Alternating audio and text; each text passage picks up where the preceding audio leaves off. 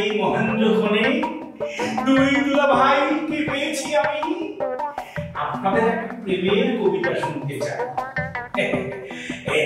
11.5 বছর গবেষণা করে আমি এই প্রেমের কবিতাটি লিখেছি। আমি আপনাদের শোনাবো। অবশ্যই শোনাবো দুলা ভাই।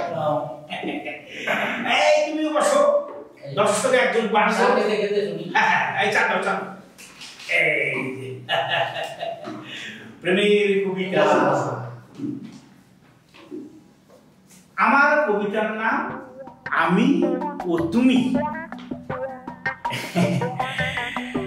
ওগমুর প্রিয়তমা, আমি দাড়ি তুমি কমা, আমি রাত্রি তুমি দিন, আমি লন্ডন তুমি চীন, আমি গল্প তুমি কবিতা, আমি রাজা তুমি কবিতা, আমি ঝিনুক তুমি মুক্তা, আমি শিয়াল তুমি কুত্তা, আমি লেগের পার তুমি পাগার পার, আমি তোমার তুমি আমার। কেমন হলো দুলাভাই? আরে রাখো তোমার কবিতা। এই কবিতা লিখতে যে 1 বছর জেল কাটছো, আমার তুমি এই কবিতা নিয়ে লাগিয়ে আসো। আমি তোমাদের যে জন্য ডাকছি সেইটা শুনো। আগে শ্বশুর শাশুড়ি দায়িত্ব দিচ্ছে আমার বড় জামাই হিসাবে, শালীর বিয়ে সম্পর্কে আলোচনা করতে হবে। তা আপনি তো ম্যারেজ মিডিয়ার সভাপতি ছিলেন দীর্ঘদিন যাবত, তা আপনি শালীর বিয়ে দিতে পারলেন না? হ্যাঁ না, তা ঠিক আছে, আমি তো অনেক ছেলে মেয়ের বিয়ে দিছি, আমার শালীর যে বিয়ে দিতে হবে এটা আমি ভুলেই গেছিলাম। আর এই যে সাংঘাতিক সাপ, আপনি তো সাংবাদিক। হ্যাঁ, কোথায় কোন বিয়ে হচ্ছে, কোথায় কোন বাল্য বিবাহ হচ্ছে, কোথায় কোন ছেলে মেয়ে বেরিয়ে গিয়ে বিয়ে করছে, সব খবর আপনি রাখেন। তা আপনি আপনার শালীর বিয়েটার ব্যবস্থা করতে পারলেন না? আরে দুলাভাই, এটা তো বড় দুলাভাইয়ের দায়িত্ব। বড় দুলাভাই ম্যারেজ মিডিয়ার সভাপতি, এই ব্যবস্থা দুলাভাই করবে। আমি তো আমার কাজ নিয়ে ব্যস্ত থাকি সারাক্ষণ, তা তো আপনি জানেনই। ইয়েস, এই বিয়ের বিষয়ে আগে ওর মতামতটা শুনি, নাকি বলুন দুলাভাই? আচ্ছা ঠিক আছে, আমার বলার দরকার দুলাভাই, আপনি ওর সঙ্গে আলাপ করুন, যেহেতু আপনি বড়। হ্যাঁ, আমরা তো তোমার বিয়ের ব্যাপারে আলোচনা করতে যাচ্ছি, তুমি কি বলো? দুলাভাই কি বলছো? আমার কি বিয়ের বয়স হয়েছে? আমার তো এখনো পড়াশোনা শেষ হলো না। আমি বিয়ে করে কি করব এখন? আমার পড়াশোনা শেষ হোক, আমি নিজের পায়ে প্রতিষ্ঠিত হই, তারপর বিয়ে শাদী দেখা যাবে। আরে বাবা রে, বিয়ের সাথে পড়াশোনার কি সম্পর্ক? আমি এটা বুঝলাম না। বিয়ের পরেও তো তুমি পড়াশোনা করতে পারবে শালিকা। আসলে কি, আমার তো এখনো বিয়ের বয়স হয়নি। বিয়ে আমি কিভাবে সংসার করব, এই জন্য আর কি। না না, আমরা একত্রিত হয়েছি। না না, এই কথা বললে তো হবে না। টাকা বাদ দিয়ে আসল কথা বলো। রহস্য কি, কেন বিয়ে করতে যাচ্ছ না? না না দুলাভাই, কিসের রহস্য? আমি পড়াশোনা করতে চাচ্ছি, এটাই হলো আসল রহস্য। নিজে প্রতিষ্ঠিত হতে চাচ্ছি। সবসময় একই কথা বলো। তোমার কি কারোর সাথে সম্পর্ক আছে নাকি সেটা বলো।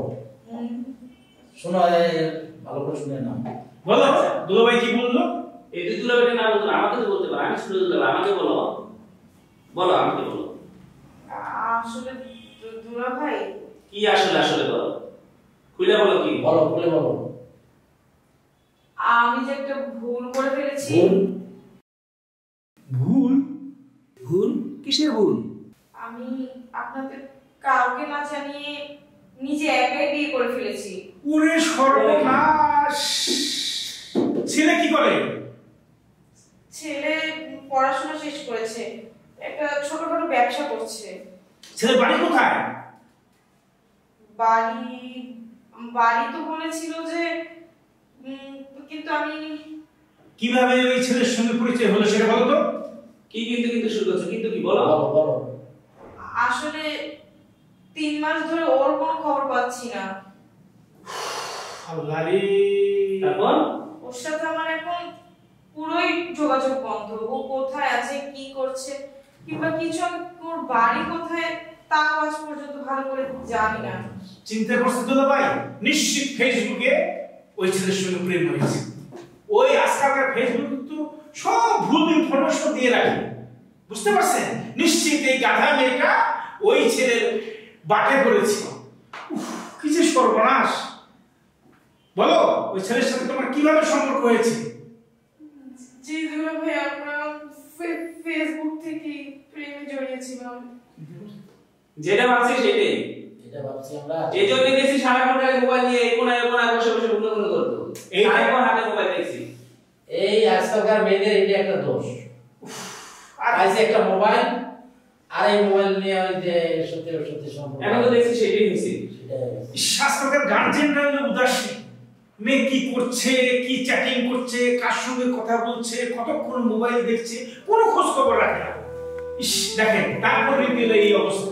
এত খোঁজ রেখে পাওয়া যায়? এখন গার্জেনদের করণীয় হলো কারো বিবাহের আগে কোনো মেয়েদের হাতে ফোন দেওয়া যাবে না। ইয়েস, কিন্তু এখন কি হবে? এত বড় একটা সর্বনাশ হয়ে গেল, মেয়েটার জীবনটাই বরবাদ হয়ে গেল। নিজের জীবন নিজের হাতে নষ্ট করলে আর কি হবে? দুলাভাই আমাকে মাফ করে দেন, আমি বুঝতে পারিনি। এখন কান্না করলে কি সব সমাধান হবে? আসলে দুলাভাই আমি আসলে অনেক বড় ভুল করে ফেলেছি, আপনারা সবাই আমাকে মাফ করে দেন।